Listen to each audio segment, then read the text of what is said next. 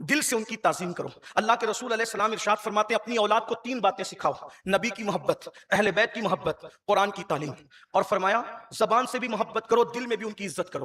امام المتکلمین علامہ نقی علی خان اپنی کتاب تفسیر علم نشرہ میں لکھتے ہیں کہ اللہ کے رسول فرماتے ہیں جو میری اہل بیت کو دیکھے اور دیکھ کر ان کے احترام میں کھڑا نہ ہو، اللہ اس کو لا علاج بیماری میں مبتلا کر دے۔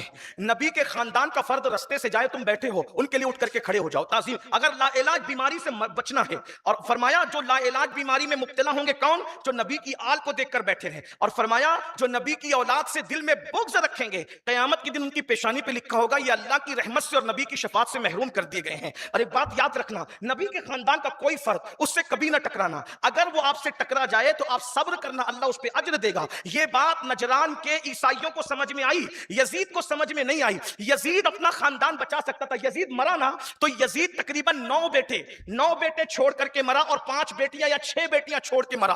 9 بیٹے اور کم و بیش 6 بیٹیاں، الگ الگ روایتیں ہیں۔ آپ مجھے بتائیں اتنی اولاد چھوڑ کے مرا، آج اس کے خاندان کا کوئی فرد زندہ نہیں۔ کیوں؟ اس لیے کہ وہ عیسائی تھے، وہ کلمہ نہیں پڑھتے تھے۔ جب ان لوگوں کو رسول اللہ نے چیلنج کیا قرآن کی زبانی کہ اللہ پاک نے ارشاد فرماتا ہے کہ لے آؤ تم اپنے بیٹوں کو، ابناءنا و ابناءکم، نساءنا و نساءکم، انفسنا و انفسکم ثم نبتہل۔ اللہ رب العزت ارشاد فرماتا ہے ان سے کہہ دو کہ لے آؤ اپنے بیٹوں کو، ہم بھی لے آتے ہیں اپنے بیٹوں کو، لے آئے اپنی عورتوں کو، ہم بھی لے اپنی عورتوں کو، اور پھر اس کے بعد جو ہے لے آؤ تم بھی اپنے آپ کو، ہم بھی اپنے آپ کو لے آتے ہیں، ثم نبتہل، اور اس کے بعد پھر کریں کیا کریں؟ اللہ پر ہلاکت کی دعا کریں، فلعنت اللہ علی الکاذبین، اور جھوٹوں پر اللہ کی لعنت ہے۔ اللہ اکبر۔ اندازہ فرمائے تو پھر کیا ہوا؟ وہ لوگ آئے، اسقف پادری جس کا نام عاقب تھا، عبد المسیح اس کو کہتے تھے، تقریباً 60 چوٹی کے عیسائی جو سب سے بڑے تھے، وہ لوگ سب ایک ساتھ مل کر کے آئے، اور آنے کے بعد حضور علیہ السلام نے دیکھو یہاں تو جمع کا صیغہ ہے، ابنانا و ابناکم، نساءنا و نساءکم، انفسنا و انفسکم، لیکن حضور علیہ السلام نے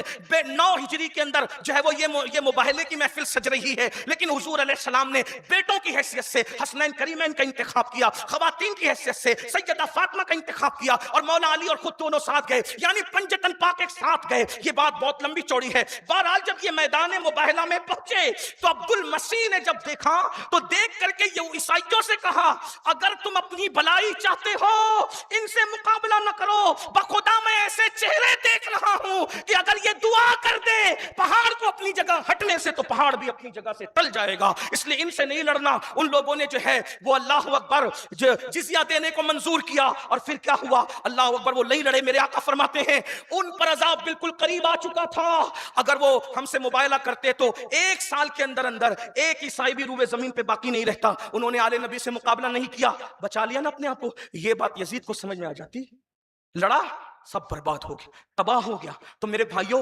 حضور کی اہل بیت سے آج کل لوگ یزید کو سامنے کھڑا کرتے امام حسین، اور کیا کیا بکتے ہیں، وہ تو ایسے، وہ میں نے کہا میرے بھائی کوئی تقابل ہوتا ہے نا، کوئی تقابل ہوتا ہے؟